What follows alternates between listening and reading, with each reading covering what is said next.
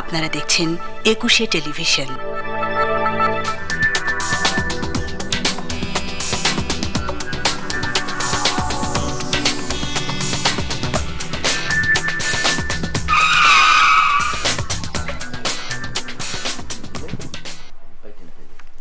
দর্শক শুভেচ্ছা নিন। ২১শে রাত অনুষ্ঠানে আপনাদের সবাইকে স্বাগত জানাচ্ছি। আমি ডক্টর কনক সারোয়ার। আজকে আমাদের সাথে চলমান রাজনৈতিক পরিস্থিতি, গুম খুন, অপহরণ, নারায়ণগঞ্জের 7 মার্ডার, পরবর্তী পরিস্থিতি সবকিছু নিয়ে আমাদের সঙ্গে আলোচনার জন্য যোগ দিয়েছেন আমার ডান দিক থেকে প্রথমে মেজর জেনারেল অবসরপ্রাপ্ত সৈয়দ মোহাম্মদ ইব্রাহিম বীর প্রতীক, তারপরে আছেন advocate Tanvir Siddiqui, president change makers এবং মানবাধিকার কর্মী, তারপরে আছেন ডক্টর পিয়াস করিম, অধ্যাপক ব্র্যাক বিশ্ববিদ্যালয়। অতিথিদের সবাইকে স্বাগত জানাচ্ছি ২১-এর রাতে আজকের আলোচনায়। দর্শক, প্রথমেই আমি একটু বলে নিতে চাই যে আজকে বিকেলে মেঘনায় একটি লঞ্চ ডুবি হয়েছে ৩০০ যাত্রী নিয়ে। ইতোমধ্যে এ পর্যন্ত 12টি লাশ উদ্ধার হয়েছে। আমরা শোকাহত, আমরা শোক সন্তপ্ত পরিবারের প্রতি সহানুভূতি জানাচ্ছি। উল্লেখ্য, যে লঞ্চটি ডুবেছিল সে লঞ্চটি এর আগেও দুবার ডুবেছিল। পাশাপাশি সর্বশেষ একটি খবর, যেটি 3 র্যাব কর্মকর্তাকে গ্রেপ্তারে নিয়ে যে কালক্ষেপণ হচ্ছিল, যে ধরনের কথাবার্তা হচ্ছিল, সর্বশেষ আমরা কিছু অসমর্থিত সংবাদ পেয়েছি। কিছু অনলাইন সংবাদপত্রে, কয়েকটি টেলিভিশনে দেওয়া হয়েছে যে সশস্ত্র বাহিনী বিভাগ বলেছে 3 র্যাব কর্মকর্তাকে গ্রেপ্তারে আইনগত কোনো বাধা নেই। তবে স্বরাষ্ট্র মন্ত্রণালয়ের পিআরও এই বিষয়টি আমাদেরকে নিশ্চিত করেনি। তিনি বলেছেন যে মন্ত্রী মহোদয় যতক্ষণ পর্যন্ত অফিসে ছিলেন ততক্ষণ পর্যন্ত এ জাতীয় কোনো চিঠি তারা পাননি। তো প্রথমেই মেজর জেনারেল ইব্রাহিম, আমরা এই প্রসঙ্গটা নিয়ে আলোচনা শুরু করতে চাই। 11ই মে উচ্চ আদালত আদেশ দিয়েছে, যদি কোনো আইনের ধারায় সম্ভব না হয় 54 ধারায় হলেও এই 3 অবসরে যাওয়া এই 3 র্যাব কর্মকর্তাকে গ্রেপ্তার করার জন্য। আপনার কাছ থেকে আমরা আলোচনা শুরু করতে যাচ্ছি। তারা এখনো গ্রেপ্তার হননি, কিভাবে দেখছেন, কি মনে করেন আপনি?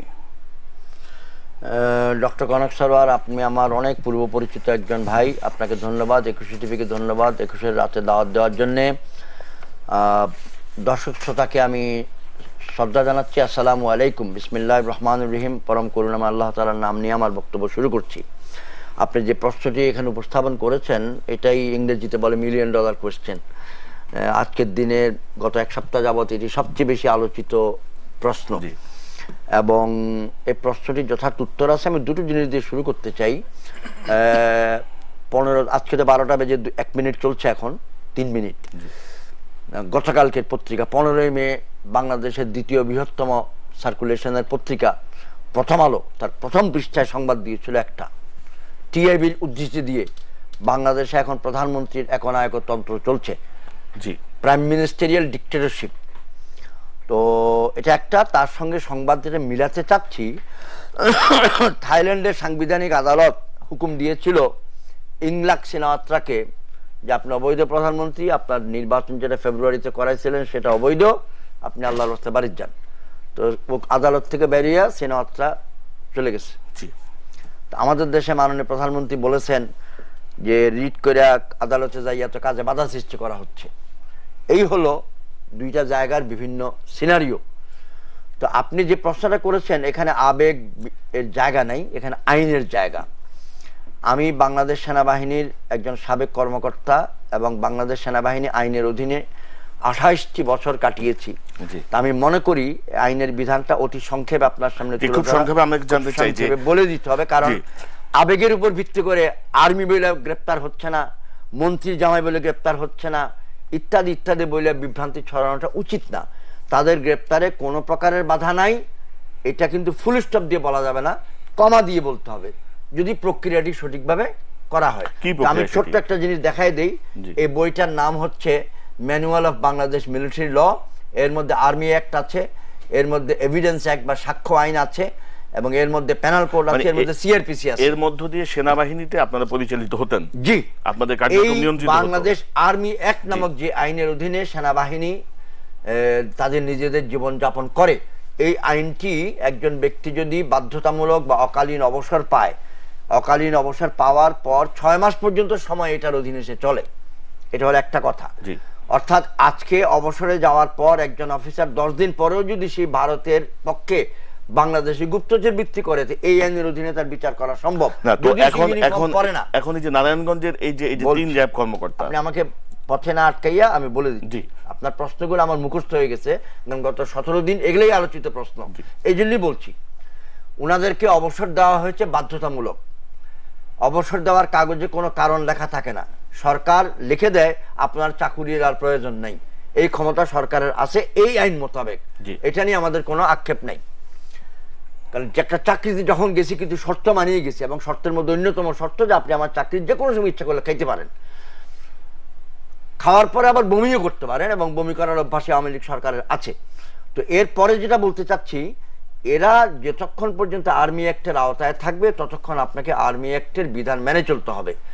সময়ের অভাবে আমি এখানে বিস্তারিত ব্যাখ্যা না দিয়ে বলতে চাই, বাংলাদেশ যারা শুভাকাঙ্ক্ষী যারা এই অনুষ্ঠান দেখছেন তারা কলম দিয়ে লেখও নিতে পারেন। বাংলাদেশ সেনাবাহিনী আইনের ধারা বা সেকশন 59 এবং বাংলাদেশ সেনাবাহিনী আইনের ধারা বা সেকশন 94, 95 আপনারা মেহেরবানি করে ঘেটে দেখবেন, অনলাইন ইন্টারনেটে পাওয়া উচিত। কি বলা হলো এই ধারায়? কি বলা সারমর্ম, পুলিশ আইনগতভাবে কনভিন্সড হবে যে সেনাবাহিনীর আইনের আওতাভুক্ত অমুক ব্যক্তি এই অপরাধে অভিযুক্ত, সেই মর্মে পুলিশ সেনাবাহিনী কর্তৃপক্ষকে চিঠি লিখবে।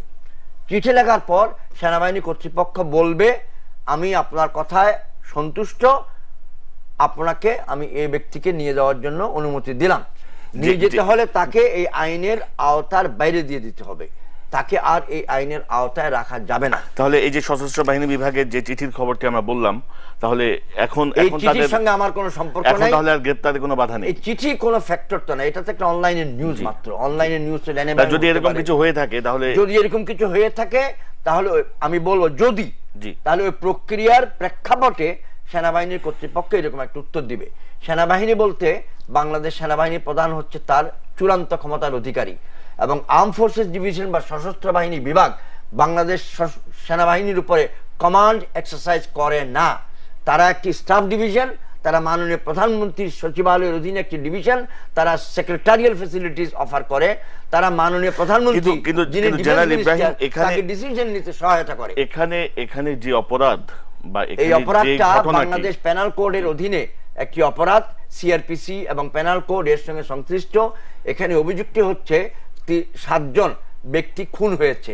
এই খুনের মধ্যে অভিযোগকারী বলতে পারেন অমুক অমুককে আমি সন্দেহ করি, অতঃপর তদন্তকারী কোন ব্যক্তি কর্মকর্তা বলতে পারেন অমুক অমুককে তদন্ত মোতাবেক অভিযুক্ত বা দোষী পাওয়া যাচ্ছে। কিন্তু উচ্চ আদালতের আদেশের পরেও 4 তারিখে আদেশের পরেও আজকে 15 তারিখ, উচ্চ আদালতের আদেশ নিয়ে আমার কিছু বলাটা খুবই ডেঞ্জারাস হবে। এর কারণ হচ্ছে আমার আদালত অবমাননার একটা ভয় আছে। কিন্তু আমি বলতে পারি আমার আবেদন এতটুকু যে একদিকে তো মাননীয় প্রধানমন্ত্রী উচ্চ আদালতকে চ্যালেঞ্জ করেছেন, আমি চ্যালেঞ্জ করতেছি না, কিন্তু আমি বলতে চাচ্ছি উচ্চ আদালতের আদেশটি মনে হয় এক স্টেপ আগে হয়ে গেছে। মানে অনেকে বলে না যে এটা পিছের কাজ আগে, আগের কাজ পিছে হয়ে গেছে, এরকম। অর্থাৎ কেউ যদি আদেশটি, জেনারেল ইব্রাহিম, আমি আবার আপনার কাছে আসছি। ডক্টর পিয়াস করিম, কিভাবে দেখছেন আপনি এই যে বিতর্ক, এই যে নানা আলোচনা হচ্ছে, নানা ভাবে আলোচনা হচ্ছে, সেই মুহূর্তে উচ্চ আদালতের এই আদেশ এবং সেটি গত 4 দিনেও পালন না হওয়া, কি মনে করেন আপনি, কিভাবে দেখছেন? এটা এখন আলোচনার মূল বিষয়। ইব্রাহিম ভাই তো সেনাবাহিনী আইনের উপর বিশেষজ্ঞ, ফলে আমি ওই ব্যাখ্যাটা আমি দিতে পারবো না, ওইটা আমার এক্সপার্টিসের মধ্যে নেই। ইব্রাহিম ভাই খুবই রিলায়েবল লোক, আমার ব্যক্তিগতভাবে খুব প্রিয় লোক। উনি যদি বলে থাকেন যে আইনগত কতগুলো টেকনিক্যালিটির ব্যাপার আছে, এই ব্যাপারে আমার কোনো বক্তব্য নেই, আমি ওনার কথা বিশ্বাস করতে রাজি। কিন্তু আমার কাছে মনে হয় সেটা বৃহত্তর। র্যাবের 3 কর্মকর্তাকে টেকনিক্যাল কারণে এই মুহূর্তে গ্রেফতার করা হলো না, 48 ঘন্টা পরে গ্রেফতার করা হলো, তার চেয়েও একটা বড় ক্যানভাসে ঘটনাগুলো প্রবাহিত হচ্ছে। বড় ক্যানভাসটা কি?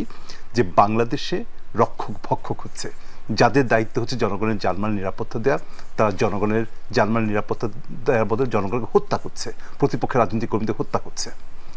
এই যে র্যাবের বেগম খালেদা জিয়া র্যাব বিলুপ্তির কথা বলেছেন, সরকারি দলের লোকজন একদম মন্ত্রী পর্যায় থেকে শুরু করে পাতি কর্মী পর্যন্ত গ্যালোরে বলে রব যে কেন র্যাবের বিলুপ্তির কথা বলা হলো। র্যাবের প্রয়োজনীয়তা আছে, আমি এটা অস্বীকার করব না, র্যাব যে ভালো কাজ করেনি তা না, কিন্তু র্যাব তো ডেথ স্কোয়াড হতে পারে না। একটা গণতান্ত্রিক দেশে তো আমরা ল্যাটিন আমেরিকান কায়দাটা ডেথ স্কোয়াড রাখতে পারি না। কিলিং ফ্যাক্টরি, ব্যারিস্টার আমিনুল ইসলামের ভাষায় কিলিং ফ্যাক্টরি। কিলিং ফ্যাক্টরি অবশ্যই, এবং যেহেতু আন্তর্জাতিকভাবে ডেথ স্কোয়াড শব্দটা পরিচিত, ল্যাটিন আমেরিকার দেশে দেশে আমরা দেখেছি রাজনৈতিক প্রতিপক্ষকে হত্যা করার জন্য একটা বিশেষ আইন শৃঙ্খলা বাহিনী কে ব্যবহার করা, সেটা তো একটা গণতান্ত্রিক দেশে মেনে নিতে পারি না। আমরা পারি না বলেই র্যাব থাকলো কি থাকলো না, র্যাবের নাম বিডিআর মতো পরিবর্তন করা হলো কি হলো না, তার চেয়ে বড় কথা হচ্ছে র্যাব আজকের এই চরিত্র নিয়ে টিকে থাকার কোনো অধিকার নেই। বাংলাদেশের মানুষ তার করের টাকায় র্যাবের বেতন হয়, আমার আপনার করের টাকায় বাংলাদেশের র্যাবের বেতন হয়। তার দায়িত্ব আমার বুকে বন্দুকের নল ধরা না।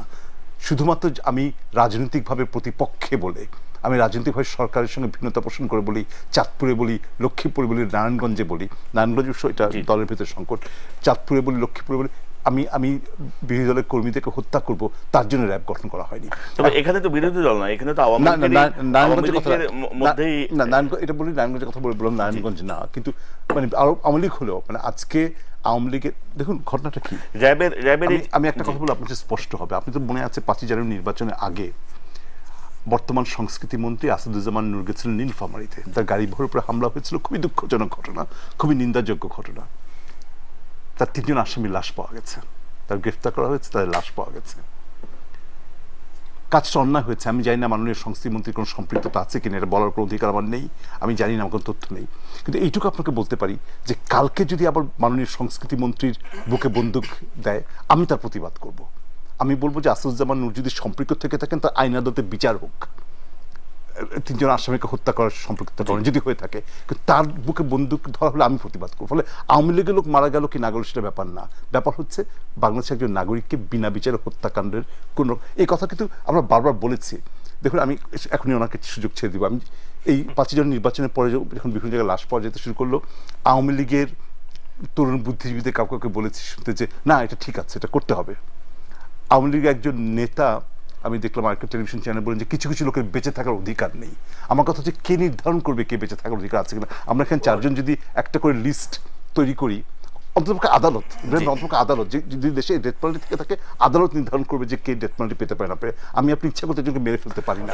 পাশাপাশি ডক্টর পিয়াস করিম, জেনারেল ইব্রাহিম যে বললেন যে আইনের অনেক ধারা থাকতে পারে, আইনের অনেক বিধান থাকতে পারে, কিন্তু সবকিছু ছাপিয়ে হচ্ছে মানবতা, সবকিছু ছাপিয়ে হচ্ছে এই যে 7 মার্ডারের এই যে নির্মম যে হত্যাকাণ্ড, কিভাবে পরিকল্পিতভাবে হত্যা করা হলো। নিশ্চয়ই আইন যদি সবকিছুই যদি করে তাহলে তো মানবতা, মানবাধিকার এই জায়গাগুলো ছাপিয়ে বোধহয় এই জায়গাগুলো থেকে বোধহয় উচ্চ আদালতের ওই রায়টি, উচ্চ আদালতের আদেশটি বোধহয় এই জন্য আইনের আওতাতে আমাদের যেতে হবে, মানে উপায় নেই। মানে আমার যেতে হবে, আমি বলতে কামড় দিয়েছে পায়, তাই জন্য আমি কিন্তু কুকুরে কামড় দেব না। ডক্টর পিয়াস, আমি বলছি যে এই কারণেই হয়তো উচ্চ আদালতের ওই আদেশটি যেটাকে দ্রুত মানুষের যে ইমোশন ছিল, উচ্চ আদালত মহোদয় ছোট্ট একটা বাক্য ব্যবহার করেছেন যে কোনো ধারায়, কিন্তু যদি সুনির্দিষ্ট ধারা না থাকে 54 ধারায় হলেও, সুনির্দিষ্ট মানে বিধান পাওয়া না গেলে 54 ধারায় হলেও গ্রেফতার করার জন্য বলেছে। মানে আমি টেকনিক্যাল ঠিক ভাবে জানি না, এটা আমার এক্সপেরিমেন্ট পাই না, কিন্তু এই 7 হত্যাকাণ্ড যদি বিচার না হয়, সরকারের নৈতিক বৈধতার কফিনে শেষ পেরেকটা দেওয়া হবে। বেশ করে আমি আবারও আসবো আপনার কাছে। অ্যাডভোকেট তানভীর, আপনি কিভাবে দেখছেন এই যে আলোচনাগুলো হচ্ছে, কি মনে করছেন? আইনের ধারা আসছে, উচ্চ আদালতের প্রসঙ্গটি এসছে, আপনি কি মনে করেন? আপনি মানবাধিকার কর্মী, কিভাবে দেখেন, কি মনে করেন খুব সংক্ষেপে? না, মানবাধিকার কর্মী হিসাবে এটা তো আমার তো বলার কিছুই নাই, কারণ আপনার কারোরই কোনো অধিকার নাই বিনা বিচারে কাউকে মারার, বা এখন আমরা যাদের গ্রেফতারের কথা বলছি সেটা ওই যে 7 জনের ঘটনা শোনা যাচ্ছে, ওর সঙ্গে আরও 4 জন যারা দেখে ফেলেছিল, মাঝি এবং অন্যরা, তাদেরকে হত্যা করা হয়েছে। এইটা তো ডিফারেন্ট ইস্যুটা আমাদের এখন এসে দাঁড়িয়েছে যে র্যাব ইস্যুটা আমাদের সামনে খুব বড় হয়ে দাঁড়ালো, যেহেতু তারা ডিফেন্সের লোক এবং সিনিয়র কর্মকর্তা, এবং তাদেরকে এখনো অ্যারেস্ট করা হচ্ছে না কেন, এরকম একটা ব্যাপার। এবং এর সঙ্গে অন্য কেউ হলে তো অ্যারেস্ট হয়েই যেত, কেন না? উনি কিছুটা ব্যাখ্যা দেওয়ার চেষ্টা করেছেন যে আগামী 6 মাস হয়তো ওনাদেরকে যদি অ্যারেস্ট না করাও হয়, ওনার ওই আইন অনুযায়ী, সেটা আইনবিদরা সেই ভালো ব্যাখ্যা দিতে পারবেন। অ্যাটর্নি জেনারেল অফিস এটা ইনভলভ হয়ে গিয়েছে already, prime minister herself involve হয়ে গিয়েছেন এটার ভিতরে, কারণ ওনারা আইনের একটা ব্যাখ্যা, আইন বলা হয় যে আইনের একজন ছাত্র হিসেবে আমি যেটা বলি যে আইন তার নিজস্ব গতিতে চলবে, এটাই হচ্ছে যে পৃথিবীর নিয়ম। কিন্তু যখন একটা ঘটনা ঘটে তখন যখন বিভিন্ন জায়গা থেকে কোট আনকোট করে বলে দেওয়া হয়, আমি স্পষ্ট খেয়াল আছে যে যখন নারায়ণগঞ্জের ঘটনাটা উদ্ঘাটিত হয় তখন বিরোধী দলীয় মানে বিএনপির সভানেত্রী উনি সরাসরি দায়ী করেছিলেন আওয়ামী লীগকে, যেটা আওয়ামী লীগের কর্ম, এবং আমাদের মাননীয় প্রধানমন্ত্রী একটা জনসভায় বলেছিলেন যেটা বিএনপির কাজ, এটা বিএনপির লোকেরা করেছে, আমি যদি ভুল না শুনে থাকি। তো এই হচ্ছে আমাদের শুরু। যেটা আমি বলতে চাই সেটা হচ্ছে যে পুরা বিষয়টা কেন আমরা এতদিন ধরে আলাপ আলোচনাটা করছি, কারণ আমাদের কাছে মনে হয়েছে যে পুরা বিষয়টার ভিতরে একটা কনফিউশন আছে, তৈরি করে রাখা হোক বা যেভাবেই হোক কোনো ব্যাখ্যা সব মহল থেকে দেওয়া হচ্ছে না। এটা যদি ব্রিফিং থাকতো, সেনাবাহিনীর পক্ষ থেকে যদি বলা হতো যে উনি যে আইন কানুনের কথা বলছেন, স্টেট যদি আইএসপিআর বলে দিত যে এই বিষয়টার সঙ্গে ওনারা জড়িত, আমাদেরকে এই প্রসেসগুলো অবলম্বন করতে হবে, তাহলে কারোর কোনো সমস্যা থাকতো না। সমস্যাটা হয়েছে সেন্স অফ ইনসিকিউরিটি। জি, সাধারণ মানুষ মনে করছে যে তারা সিকিউরড না, এবং একটা রাষ্ট্রে যখন ল এনফোর্সমেন্ট অথরিটি যারা আছে, সেটা পুলিশ, বিডিআর, আর্ম ফোর্সেস হোক, এবং র্যাবকে বলা হয় এলিট ফোর্স, সো এইরকম একটা আপনি মানবাধিকার কর্মী, আপনি আইনজীবী, আমাদের মানবাধিকার কমিশন আছে, কমিশনের ভূমিকা কি দেখেন আপনি? মানবাধিকার মিজানুর রহমান উনি তো অনেক কথা বলেন, লিমনের ঘটনায় উনি ব্যাপক আলোচনা। মানবাধিকার কমিশন মানবাধিকার এখানে লঙ্ঘিত হয়েছে কিনা ওনারা হয়তো একটা স্টেটমেন্ট দিবেন, বা ওনারা ওনাদের মতো করে ইনভেস্টিগেশনের ওনাদের পাওয়ার আছে সেটা ওনারা করবেন। কিন্তু আমি যেটা বুঝছি সেটা হচ্ছে যে আমাদের সামনে যে ধারণাটা দেওয়া হয়েছিল র্যাব সম্পর্কে, এবং আপনার খেয়াল আছে কিনা যে প্রথম দিকে দেখবেন যে ওই যে স্কুল বা বিভিন্ন ক্রীড়া প্রতিযোগিতায় বাচ্চারা যেমন খুশি তেমন সাজো প্রতিযোগিতায় কিন্তু র্যাবের ইউনিফর্ম পরে কিন্তু তারা আসতো এবং তারা কিন্তু পুরস্কৃত হতো। সো এইরকম একটা বাহিনী সম্পর্কে এরকম একটা মানে ফোর্স, এবং যেটা আরেকটু আমি অ্যাড করতে চাই, আমাদের ইমিডিয়েট পাস্ট যে আমেরিকান অ্যাম্বাসেডার উনি ওনার হায়ার অথরিটিকে লিখেছিলেন, যেটা উইকিলিক্সের মাধ্যমে ফাঁস হয়ে গিয়েছিল, যেটা আমরা পরবর্তীতে পত্রিকায় পড়েছি। র্যাব সম্পর্কে ওনার একটা কমেন্ট ছিল যে এই ফোর্সটার আমেরিকার এফবিআইয়ের মতো একটা এলিট ফোর্সে মানে পরিণত হওয়ার বা এগিয়ে যাওয়ার সম্ভাবনা ছিল, কিন্তু নানা কারণে এই র্যাবকে দিয়ে, কারণ র্যাবের কাজ, আমি ব্যক্তিগতভাবে আমি র্যাবের কাজ এবং পুলিশের দৈনন্দিন কাজের ভিতরে আমি কোনো পার্থক্য দেখিনি। র্যাবের যে ধরনের দায়িত্ব হওয়ার কথা ছিল সেটা আমি দেখিনি। র্যাবকে আমি গরুর হাটেও দেখেছি, র্যাবকে আমি ছিনতাইকারী ধরতেও দেখেছি, র্যাবকে ওই যেটা আমরা অনেকেই এখন বলছি যে মোবাইল ফোনও উদ্ধার করতে দেখেছি। তো এইরকম একটা এলিট ফোর্স যখন মানুষের সামনে দেখা দিল, মানে ইনসিকিউরিটি মানে আর কি মানুষ বোধ করতে শুরু করলো, তখনই এই সমস্যাগুলো আমাদের সামনে হাজির হলো। এবং এখন দেখা যাচ্ছে যে এই যে কথাটা আমি বললাম যে মানুষ যখন একবার ল এনফোর্সমেন্ট এজেন্সির উপরে আস্থা হারায় তখন যে একটা প্যানিক সৃষ্টি হয়। এখন কিন্তু আমরা যে কথাগুলো বলছি, মিডিয়া যে কথাগুলো বলছে, রাজনৈতিক দলগুলো যে কথাগুলো বলছে, বিভিন্ন মহল থেকে যে সবগুলো কিন্তু আউট অফ দ্যাট আর কি, কেউ তার নিজের ইনসিকিউরিটি না। তবে তানভীর সিদ্দিকী মাননীয় প্রধানমন্ত্রী গতকালই বলেছেন যে দোষী যেই হোক, যার আত্মীয়ই হোক, তার বিচার হবে। তিনি অতীতেও ক্ষমা করেননি, ভবিষ্যতেও ক্ষমা করবেন না। অন্যায়কারীদের অবশ্যই বিচার হবে। আমি আবারও আপনার কাছে আসবো। দর্শক, এই মুহূর্তে আমাদের সঙ্গে যোগ দিচ্ছেন আইন ও সালিশ কেন্দ্রের পরিচালক তদন্ত জনাব নূর খান লিটন। তিনি আজকে আমাদের অতিথি হওয়ার কথা ছিল, কিন্তু সন্ধ্যাবেলায় তিনি অফিস থেকে বাসায় ফেরার পথে অপহরণ চেষ্টার শিকার হয়েছেন। জনাব নূর খান, আপনি কি আমাকে শুনতে পাচ্ছেন? হ্যালো, আমি আজকে আসলে আপনাদের এই প্রোগ্রামে আমার আসার কথা ছিল, কিন্তু আমার অফিস যখন ছুটি হয়েছে 5টায়, তার পর অর্থাৎ 5:05 থেকে 5:10 আমি অফিস থেকে বাসার উদ্দেশ্যে রওনা হই। আসলে বেশ কিছুদিন ধরেই কিছু সন্দেহজনক মানুষের গতিবিধি ছিল আমার অফিস কেন্দ্রিক, এবং তারা বেশ কিছুদিন ধরে আমার যাতায়াত সম্পর্কে, আমরা যতটুকু পড়েছি আপনি রিক্সা যাওয়ার পথে কি মাইক্রোবাস এসে আপনার পথ গতিরোধ করে এবং সে মুহূর্তে আপনি পালিয়ে কোনোভাবে রক্ষা পেয়েছেন। তো আপনি কি কোনো আইনগত ব্যবস্থায় গেছেন, পুলিশকে জানিয়েছেন বা জিডি করেছেন? আমরা ইতিমধ্যে মোহাম্মদপুর থানায় জিডি করেছি, পুলিশ ঘটনাস্থল পরিদর্শন করেছে, এবং এর পূর্বেও গত 20শে এপ্রিল আরেকটা জিডি করা হয়েছিল, এবং 6ই এপ্রিল অজ্ঞাতনামা ব্যক্তিরা এসে মানে আমাদের অফিসে খোঁজ খবর নিয়েছিল, সেই সংক্রান্ত একটা জিডি ছিল। আসলে সারা দেশে বর্তমান যে অবস্থা বিরাজ করছে সেই জায়গা থেকে যখন বিশেষ করে আইন ও সালিশ কেন্দ্র গুম খুন এক্সট্রা জুডিশিয়াল জনাব নূর খান লিটন, আপনি মানবাধিকার কর্মী, মানবাধিকার নিয়ে কাজ করেন। আশা করি আজকের ঘটনা আপনার কাজের উপরে কোনো প্রভাব ফেলবে না। আপনি যেভাবে কাজ করছিলেন সেভাবেই কাজ অব্যাহত রাখবেন। আপনাকে ধন্যবাদ, আপনি নিরাপদে থাকুন এই প্রত্যাশা করছি। ডক্টর পিয়াস করিম, এই যে ঘটনাটি কিভাবে দেখছেন? এত আলোচনা, এত কিছুর পরেও যদি এই প্রচেষ্টা হয়। আমরা উদ্বিগ্ন, আমরা উৎকণ্ঠিত, আমরা ক্ষুব্ধ, আমরা হতাশ। আইন ও সালিশি কেন্দ্রের মতন একটা বিশ্বাসযোগ্য, নির্ভরযোগ্য, মূলধারার মানবাধিকার সংগঠনের একজন নেতৃস্থানীয় কর্মীকে যদি শিকার হতে হয়, আমরা এই চারজনের যে কেউ আজকে বাড়ি ফেরার পথে গুম হয়ে যেতে পারি। আমাদের কারো জীবনে কোনো নিরাপত্তা নেই। এবং আইন ও সালিশি কেন্দ্র এখন নারায়ণগঞ্জের ঘটনা নিয়ে খুব গুরুত্বপূর্ণ ভূমিকা পালন করছেন। এবং এই মুহূর্তে জনাব লিটনকে যে গুম করার চেষ্টা করা হলো, এর মধ্যে যদি একটা যোগসূত্র থাকে, আমাদের অবাক হবার কোনো কারণ ঘটবে না। এটা নিন্দাযোগ্য, আমাদেরকে দাঁড়াতে হবে। ওই বিখ্যাত জার্মান কবিতার মতন, আমি ওই আজকে নূর খান লিটনের উপরে অপহরণের চেষ্টা হয়েছে, আমি কিছু বললাম না, কারণ আমি তো আইন ও সালিশি কেন্দ্রের না। কারণ আমি আপনি যদি অপহরণের চেষ্টা হয় তাহলে কেউ দাঁড়াবে না। আমাদের নাগরিক সমাজের একটি অংশ যখন চৌধুরী আলম অপহৃত হলেন কিছু বলেননি, যখন ইলিয়াস আলী অপহৃত হলেন কিছু বলেননি। আমাদের নাগরিক সমাজের একটি অংশ যখন দৈনিক আমার দেশের সম্পাদক মাহমুদুর রহমানকে রিমান্ডে নিয়ে যাওয়া হলো কিছু বলেননি। কিন্তু আমরা যে কেউ মাহমুদুর রহমান হয়ে যেতে পারি। আমরা যে কেউ নারায়ণগঞ্জের 7 জন এবং 2 জন জেলে 2 জন মাঝি যারা নিহত হয়েছেন দেখে ফেলার কারণে তাদের মতো একজন হয়ে যেতে পারি। আমাদের যে কোন কেন মানে কি জেনারেল ইব্রাহিম, আপনি কি মনে করেন আমরা কি করতে পারি?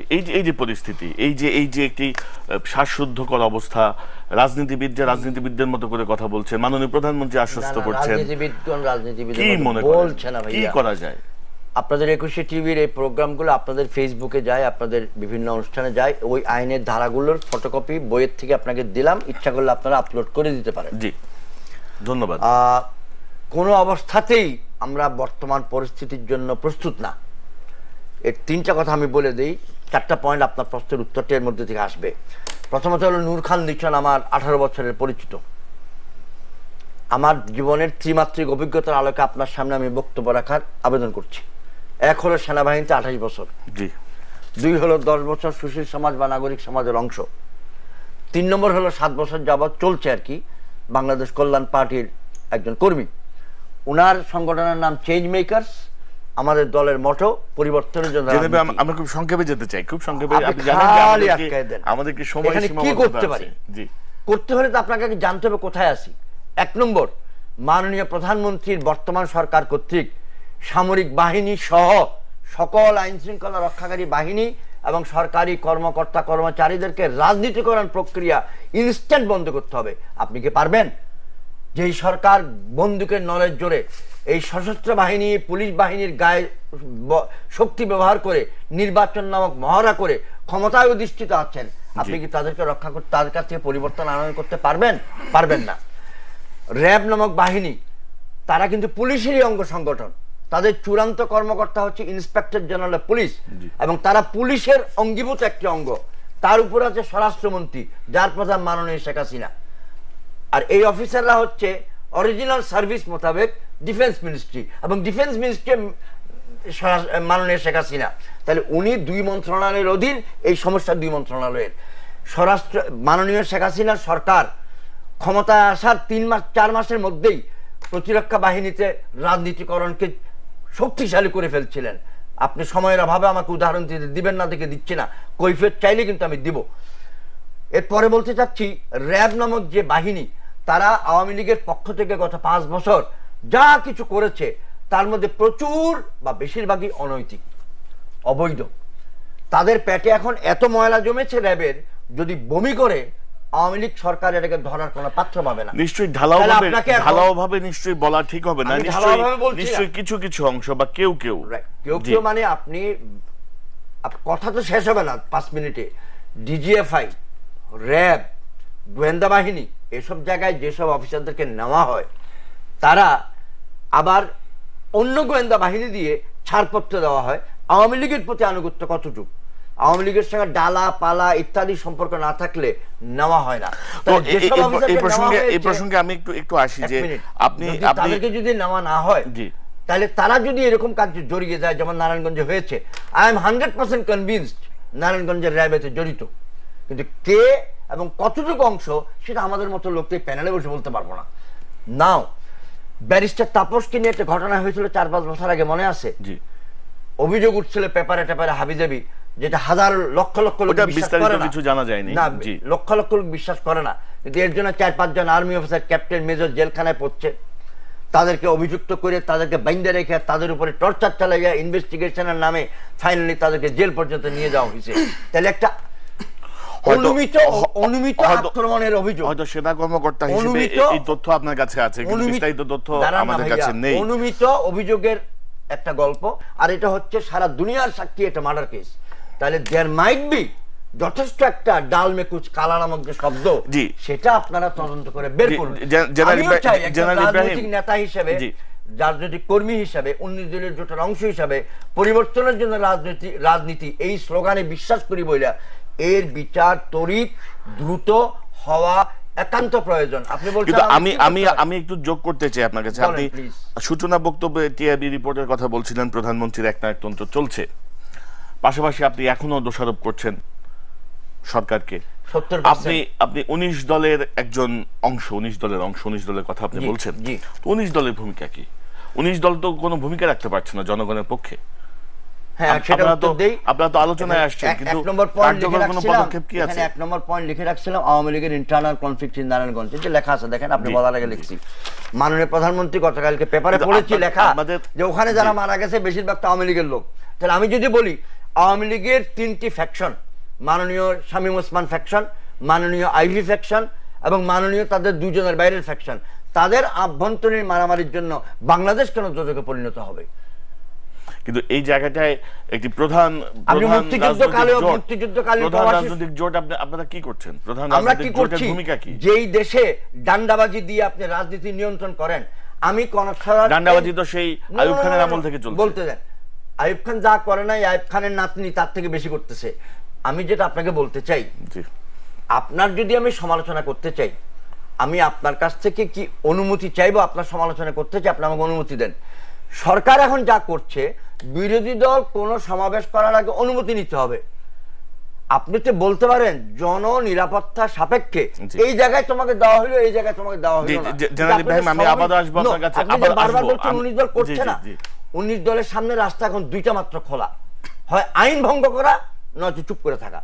আর তখন আপনারা বলবেন 19 দল তো দেশে গন্ডগোল লাগাইছে, কাল বাদে পরশু 19 দল জঙ্গি হয়ে গেছে, 19 দল যুদ্ধাপরাধীদের পক্ষ নিছে। আপনারা এটা বলবেন, আর পাশাপাশি আপনারা চুপচাপ বসে থাকবেন আর বলবেন যে প্রধানমন্ত্রীর একনায়কতন্ত্র চলছে।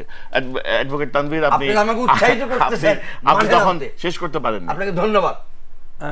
প্রধানমন্ত্রীর কথা আসলো, প্রধানমন্ত্রীর একনায়কতন্ত্র এবং প্রধানমন্ত্রীর খোট। একটা হচ্ছে যে প্রধানমন্ত্রীর একনায়কতন্ত্র এটা মানে না, মানে কোনো কি বলা যায়, ওনার যে নিজের গায়ের জোরে করছেন সেটা না। বাংলাদেশের যেটা সংবিধান আছে, একক ক্ষমতার অধিকারী সকল কিছুতেই, হ্যাঁ, ওনার একক ক্ষমতা সংবিধান ওনাকে দিয়েছে, এবং যেটুকু দেয়নি সেটুকু ওনার আশেপাশে যারা আছেন বা যিনি প্রধানমন্ত্রী থাকেন তারা দিয়ে দেন বাকিটা, যে আর বাকিটুকু আর 1-2% আমাদের একটু রাখার দরকার কি, আপনি 100% নিয়ে নেন, আপনি যা বলবেন সেটাই। এবং সেটাই হচ্ছে, যে কারণে একটা খুন বা একটা ছিনতাই বা একটা ডাকাতি, এই ব্যাপারে প্রধানমন্ত্রীকে স্টেটমেন্ট দিতে হয়।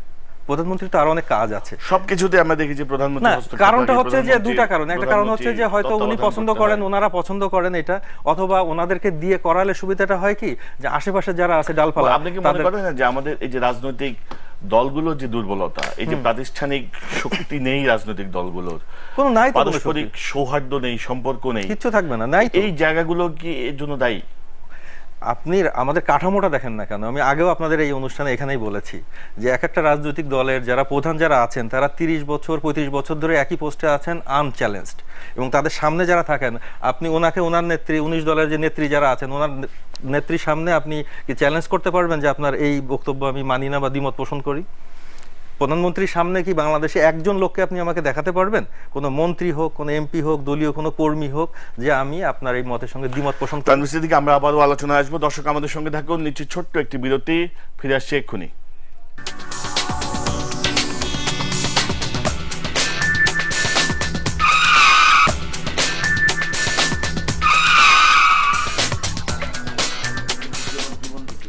দর্শক, ফিরে এলাম আবারও 21 রাতে। আপনাদের সঙ্গে আছি আমি ডক্টর কনক সারোয়ার। আমরা আলোচনা করছি চলমান রাজনৈতিক পরিস্থিতি, সবকিছু নিয়ে আমাদের সম্মানিত অতিথিদের সঙ্গে। ডক্টর পিয়াস করিম, আমি একটু আলোচনায় যেতে চাই যে মাননীয় মন্ত্রী মোফাজ্জল হোসেন চৌধুরী মায়া বীর বিক্রম তিনি সর্বশেষ মন্ত্রিসভার বৈঠকে যোগ দেননি। সাংবাদিকরা জানতে চেয়েছিলেন যে আপনি কি পদত্যাগ করছেন কিনা, এবং তিনি বলেছেন যে ওনার যে ভাষা, সেই ভাষাটা হচ্ছে এমন যে চামচিকারা অনেক কিছু বলবে কিন্তু হাতি তাকে পাত্তা দেবেন কেন? হাতির কি খেয়ে দেয় আর কাজ নেই? উনি নিজেকে স্বঘোষিত হাতি বলেছেন, কিভাবে দেখেন? এবং মোফাজ্জল হোসেন চৌধুরী মায়ার জামাতা সেই লেফটেন্যান্ট কর্নেল, র্যাবের সেই কর্মকর্তা, এবং আওয়ামী লীগ সমালোচিত হচ্ছে, সরকার অনেকটা বিব্রত। কি মনে করেন, কিভাবে দেখেন? না, যেটা হচ্ছে যে না, কেউ যদি নিজেকে হাতি বলে আমি কমপ্লিমেন্ট মনে করি না। আমি শারীরিকভাবে স্থূলকায় বলে আমি নিজেকে হাতি বলবো না কি কখনো। যে হাতি মানে বৃহৎ অর্থে আর কি, বৃহৎ কিছু। আমি বুঝতে পারছি, কিন্তু হচ্ছে যে মায়া সাহেবের ব্যাপারে অনেক সমস্যা আছে। মানে 96 সালের সময় থেকে 2001-এর আওয়ামী লীগ আমলে মায়া সাহেব যেরকম ঢাকার রাজপথে অন্য দলের মিছিল মিটিং ভাঙার দায়িত্ব নিয়েছিলেন, মুনতাসির মামুন যার সঙ্গে আওয়ামী লীগের সুসম্পর্ক আছে, তিনি সে সময় লিখেছিলেন 2001 নির্বাচন আগে যে নির্বাচনে তো মায়ার খেলা দেখানো যাবে না, মানে মায়াকে দেখিয়ে তো আর ইলেকশনে যেতে যাবে না। আমার সমস্যা আছে, কিন্তু এই পার্টিকুলার ঘটনাটা আমি বলবো কি, দুটোর ব্যাপার। একটা হচ্ছে যে জনাব মায়ার জামাতা কিংবা পুত্র সম্পর্কিত থাকলেই যে জনাব মায়ার সম্পর্কিত, আমি সিদ্ধান্তে পড়ছি না।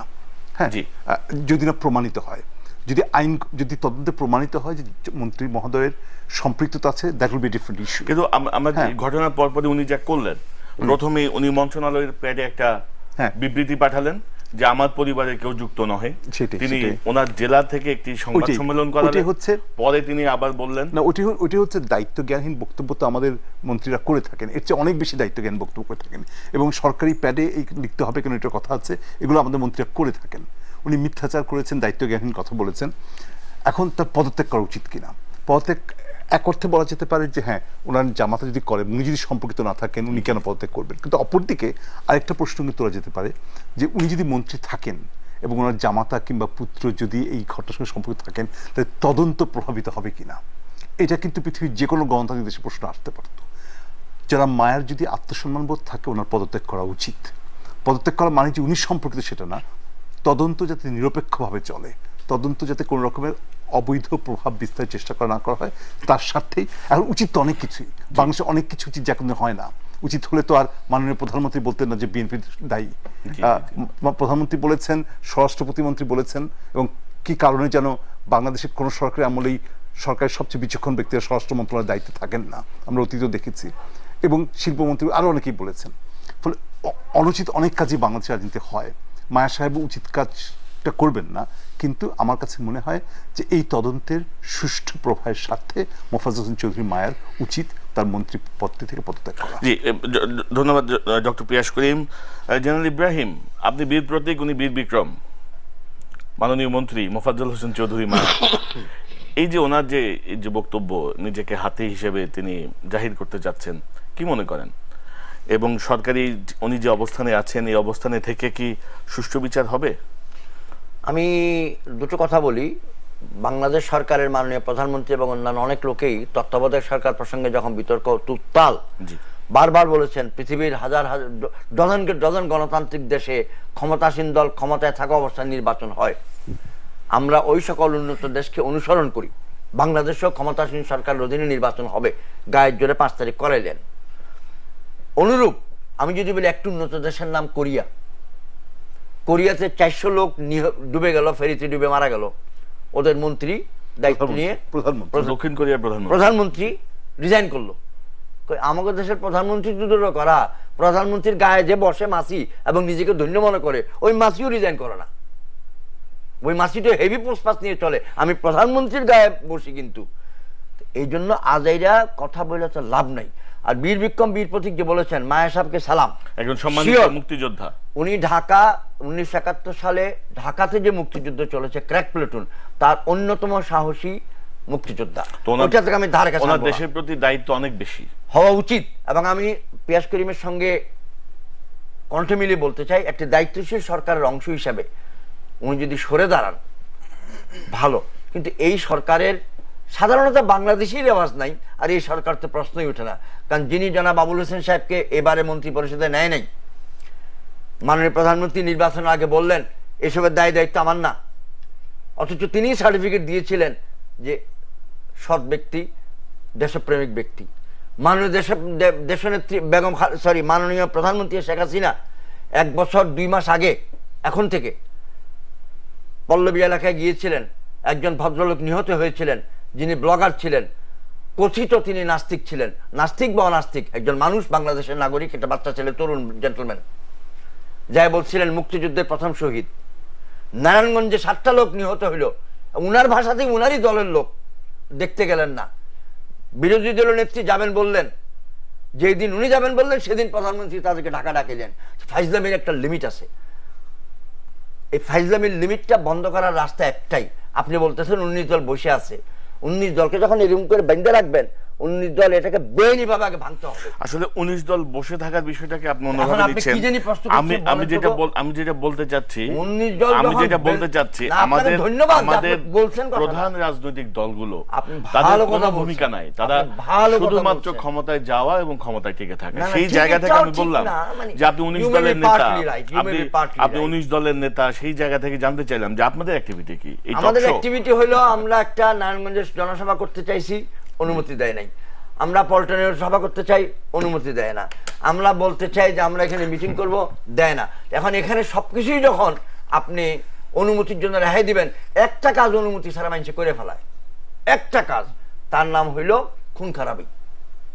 এটার জন্য কেউ অনুমতি চায় না। নিশ্চয় আমরা চাই না যে খুন খারাপি হোক, অনুমতিও কেউ চায় না। অ্যাডভোকেট তানভীর সিদ্দিকী, এখন আপনি কি মনে করছেন, কিভাবে দেখছেন? এটা খুবই একটা আনফরচুনেট সিচুয়েশন, আর কিছু বলার নাই। না, আমি এটা আনফরচুনেট, এই নারায়ণগঞ্জের ঘটনাটাকে যদি বলেন, আমি এটা আনফরচুনেট, বিচ্ছিন্ন কোনো ঘটনা হিসেবে আমি দেখতে চাই না এবং দেখতে পারিও না, কারণ এটা ধারাবাহিকতার একটা ব্যাপার আছে এখানে। আপনার যখন ইম্পিউনিটির যে ব্যাপারটা আছে, আপনি যখন আনফরচুনেট নারায়ণগঞ্জের ঘটনা বলি নাই, ওভারঅল মানে উনি ওই যে রাজনীতি আমি এটা দমন করে রাখছে, এইটা একটা ধারাবাহিকতা। আগের ঘটনাগুলো আমি একটু খবর একটু আপনাকে বলি যে একটা বলে না, এই নারায়ণগঞ্জের ঘটনা নিয়ে আমাদের বিভিন্ন মন্ত্রীরা বিভিন্ন কথা বলেছেন, মাননীয় প্রধানমন্ত্রী, স্বরাষ্ট্রমন্ত্রী, অন্যান্য। কেন ওনাদেরকে এত কথা বলতে হবে? আমি এই জিনিসটা বুঝি না যে এনারা কারা, হোয়াট দে, তারা তাদের মন্ত্রণালয় নিয়ে কাজ করলেই তো হয়। এই কাজ করবে পুলিশ, ইনভেস্টিগেট করবে পুলিশ। আমি আপনাকে এই হু ইজ নূর হোসেন, কে ছিল সে, কে তাকে প্রোটেক্ট করলো এত বছর ধরে, কে তাকে তৈরি করলো এত বছর ধরে? প্রথম আলো ছবিটা দেখেন না, আমার প্রথম আলো দেখার দরকার নেই। আমি তো অ্যাজ এ সিটিজেন, আমার একজন খুব ক্লোজ একজন লোকের বাড়িতে 22 বছর ধরে তারা আছে নারায়ণগঞ্জের একটা এলাকায়। এই 2 মাস আগের ঘটনা, বাড়িতে হঠাৎ করে সাইনবোর্ড টাঙিয়ে দিয়ে আসলো কিছু সংখ্যক ইয়াং লোক যে বায়না সূত্রে এই জমির মালিক অমুক, এবং নিচে মোবাইল নাম্বার দিয়ে রেখে আসলো। একটা জলজন্ত একটা বাড়ি দখল করলো, এবং নূর হোসেনের লোকজনরা এগুলো করেছে। পরে যখন আমি ইনভেস্টিগেট করলাম এবং চেষ্টা করলাম এটা সেটেল করার জন্য, স্টেট আমাকে বলে দেওয়া হলো এটা পারবেন না, একমাত্র শামীম ওসমান সাহেব যদি ইন্টারফেয়ার করে এটাকে হ্যান্ডেল করতে পারেন। পুলিশ এবং ডিস্ট্রিক্ট অ্যাডমিনিস্ট্রেশন এখানে তাদের কিছু করণীয় নাই, কোনো স্থানীয় পর্যায়ের কিছু করণীয়। নূর হোসেন ইজ সো পাওয়ারফুল। তো এই বিষয়গুলো বন্ধ হবে কি করে? বন্ধ হবে না। তারপর এই যে মোফাজ্জল হোসেন মায়ার মাননীয় মন্ত্রীর পদত্যাগের কথা আসছে। কোনো পদত্যাগ কেন? উনি কেন কোন পদত্যাগ করবেন? উনি কি খুন করেছেন? ওনার বিরুদ্ধে কি খুনের অভিযোগ আছে? উনি কেন পদত্যাগ করতে যাবেন? কি অদ্ভুত ব্যাপার। না, এখানে তদন্ত ধারা প্রভাবিত না, তাইলে তো ওটা বললে তো প্রধানমন্ত্রীকে পদত্যাগ করতে হবে, কারণ ওনার দলের লোক। এইখানে পদত্যাগের ব্যাপার না, ব্যাপারটা হচ্ছে আপনার তদন্ত সঠিক পথে হচ্ছে কিনা, তদন্তকে আপনি প্রভাবিত করছেন কিনা, তদন্ত করতে দিচ্ছেন কিনা, তদন্তকে ডাইভার্ট করছেন কিনা, মিসলিড করছেন কিনা, মানুষকে কনফিউজড করছেন কিনা, সেই জিনিসগুলো। তো সামগ্রিক পরিস্থিতি তো সেইটাই তো মনে হয়। আপনি কতটুকু আশাবাদী এই ঘটনার সুষ্ঠু বিচার হবে? খুব 2 সেকেন্ড। এইটা আওয়ামী লীগের জন্য এটা একটা অ্যাসিড টেস্ট, আনফরচুনেটলি অগ্নিপরীক্ষা। ডক্টর পিয়াস করিম কিভাবে দেখেন? আওয়ামী লীগের জন্য অগ্নিপরীক্ষা, আওয়ামী লীগ অগ্নিপরীক্ষা উত্তীর্ণ হতে পারবেন কিনা জানি না, কিন্তু আমি আপনার 19 দলের প্রশ্নের সূত্র ধরে বলবো, ইব্রাহিম ভাই, আওয়ামী লীগ সরকার আপনাদেরকে জামাই আদর করবে না, তারা আপনার জনসভা করবে না। এটা মেনে নিয়ে আপনাদেরকে আন্দোলনের সৃজনশীল পথ আনতে হবে। আপনারা একদিন আন্দোলন জন্য বাধা করছেন, একদিন বাংলাদেশের জনগণ হতাশ হচ্ছে, একদিন সরকারের কনফিডেন্স লেভেল বেড়ে যাচ্ছে। অর্থাৎ রাজনৈতিক ধারাকে সুষ্ঠু রাখার জন্যই একটি চেক এন্ড ব্যালেন্সের প্রয়োজন, রাজনৈতিক দলগুলোকে আরো সজাগ হওয়া প্রয়োজন, এবং গণতন্ত্র ফিরিয়ে আনার জন্য। আপনি কতটুকু আশাবাদী এই নারায়ণগঞ্জের ব্যাপারে? আদৌ কিছু হবে কিনা? 2 সেকেন্ড সময়। আমি একটি বিচার বিভাগীয় তদন্ত কামনা করিতেছি। বিভাগীয় তদন্তের উপর আমার আস্থা নাই, কোটি কোটি মানুষের আস্থা নাই। র্যাব নামক একটি অত্যন্ত শক্তিশালী সংগঠন যেখানে জড়িত মাননীয় প্রধানমন্ত্রীর অধীনস্থ সংগঠন, তাহলে সেখানে মানুষের আস্থা থাকার জায়গা নেই। সুপ্রিম কোর্টের অবসরপ্রাপ্ত প্রধান বিচারপতি অথবা নিদেন পক্ষে সুপ্রিম কোর্টের আপিল বিভাগের একজন বিচারপতির নেতৃত্বে এই বিচার বিভাগীয় তদন্ত আমি কামনা করিতেছি। বাংলাদেশের মানুষকে সত্য জানতে দিতেই হবে। ধন্যবাদ জেনারেল ইব্রাহিম, ধন্যবাদ। সেনাবাহিনীর অফিসারদের ইজ্জত, আর্মি নামক ইনস্টিটিউশনের ইজ্জত, মানুষের জান এবং ইজ্জতের ইজ্জত। জি ধন্যবাদ, ধন্যবাদ জেনারেল ইব্রাহিম, ধন্যবাদ আমাদের সঙ্গে যারা যোগ দিয়েছেন, ডক্টর পিয়াস করিম, অ্যাডভোকেট তানভীর, সবাইকে ধন্যবাদ জানাচ্ছি মূল্যবান অংশগ্রহণের জন্য। দর্শক আপনারা দেখছিলেন 21 রাত। এই বিষয়গুলো নিয়েই আমরা আলোচনা করছি গত বেশ কিছুদিন। নারায়ণগঞ্জের এই ঘটনার আগেও আমরা আলোচনা করেছি। আমরা একটি সুষ্ঠু সমাজ ব্যবস্থা চাই, আমরা একটি আইনের শাসনযুক্ত সমাজ চাই, আমরা সুশাসন চাই। কিন্তু যে সমাজে, যে দেশে মন্ত্রী নিজেকে হাতি হিসেবে ঘোষণা করেন, সেই হাতি যখন খাদে পড়েছেন, সেই হাতি আওয়ামী লীগ সরকারকেও সেদিকেই টেনে নিচ্ছেন কিনা মাননীয় প্রধানমন্ত্রী নিশ্চয়ই এ ব্যাপারে সজাগ থাকবেন। আমরা চাই বিচার হোক, অপরাধী যেই হোক তার বিচার হোক, আইনের শাসন ফিরে আসুক। দর্শক আপনাদের সবাইকে ধন্যবাদ জানাচ্ছি। শুভরাত্রি, সবাই নিরাপদে থাকুন।